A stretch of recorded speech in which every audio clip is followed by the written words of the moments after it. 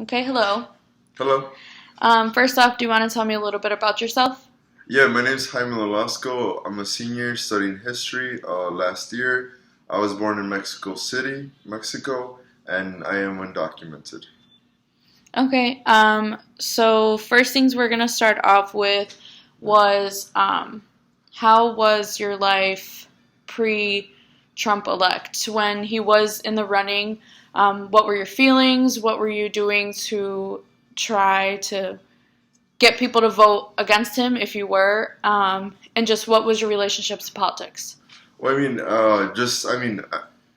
at first, seeing the Republican presidential nomination, I couldn't believe it. I didn't think he was gonna win, and then he won the presidential nomination for the Republican Party. So it became more real as time went on, and I felt like I had to mobilize. I had to get out there, and I picked up a job for State Representative Carol Emmons. I was a voter registration coordinator, so I oversaw like the voting efforts, the early voting efforts for 5 Democratic campaigns, and I managed interns on a day-to-day basis. So I was really, I thought Hillary Clinton was gonna win, but it went downhill in November.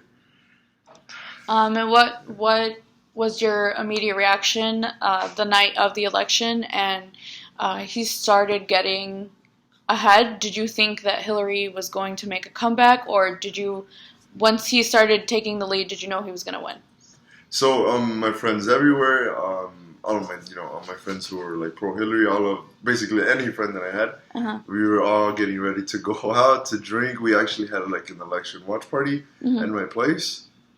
Um, but like the happiness just turned into like sadness and depression. Like as soon as he started winning the states that we thought he wasn't gonna win, Uh-huh. it was like it went silent in the room.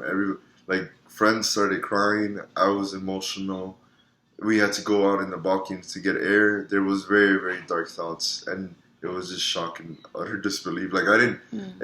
It took me a week to actually like process it. Like this is real. Like this is for real. Mm-hmm. And it was just very very emotional for everyone. It was emotional for me. Mm-hmm. Very very.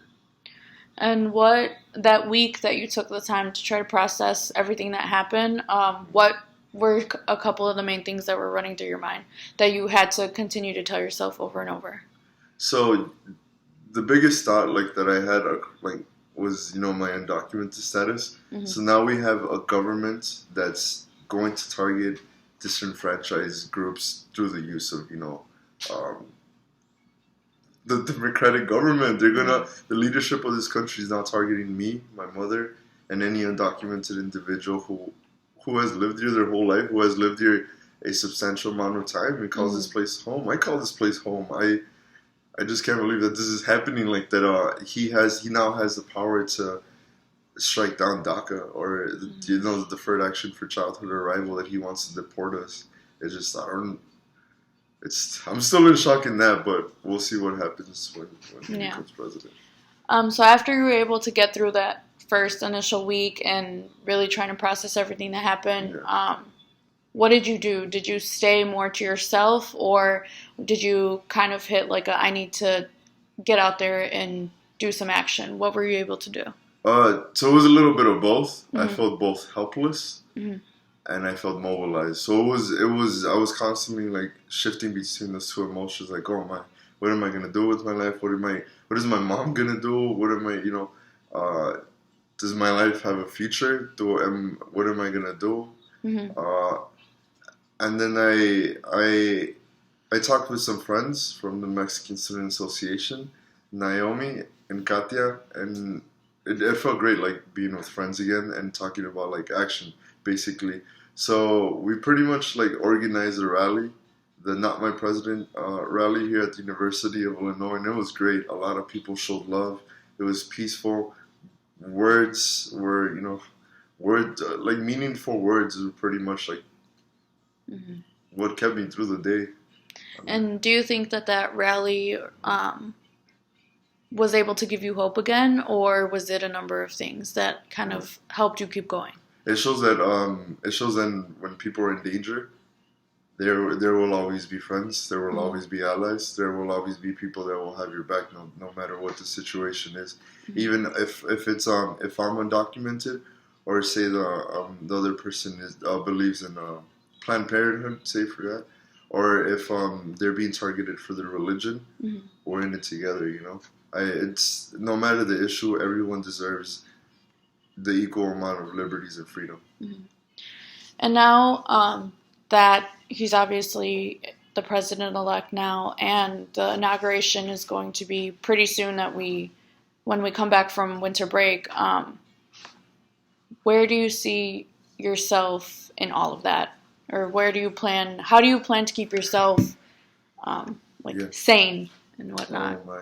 So it's I don't know what I'm gonna do. I've been like really like in deep thought about my future. I have a job offer in Washington D.C. Mm-hmm. But if he revokes DACA, then I can't work. I can't do anything. Mm-hmm. So it definitely depends on what happens in the first week, in the first day of his presidency. Mm-hmm. And depending on what he does, what I'll do as well. If he decides to revoke the executive order of DACA, then I'm gonna throw myself into that fight. Mm-hmm. But we'll see what happens. I was hopeful once, but now I'd like to call myself a realist. I'd rather see what happens than be hopeful at this point in time, because no one saw this. Not no one, but I personally did not see this coming at all. Mm-hmm. And now we just gotta wait to see what his moves are and see what I can do. Yeah. Okay. And do you have any final thoughts on the election, or what students are doing on campus, what people in Chicago are doing? Yeah. Just any general closing thoughts that you have around this, or anything about yourself as well. I think the biggest I would the last thing I'd rather say is just that people should take care of themselves no matter what the issue is. That's something that I've been learning, self-care. I'm definitely going to cool down next semester, try to work on myself as well, and to always have each other's back no matter what the issue is. Yeah.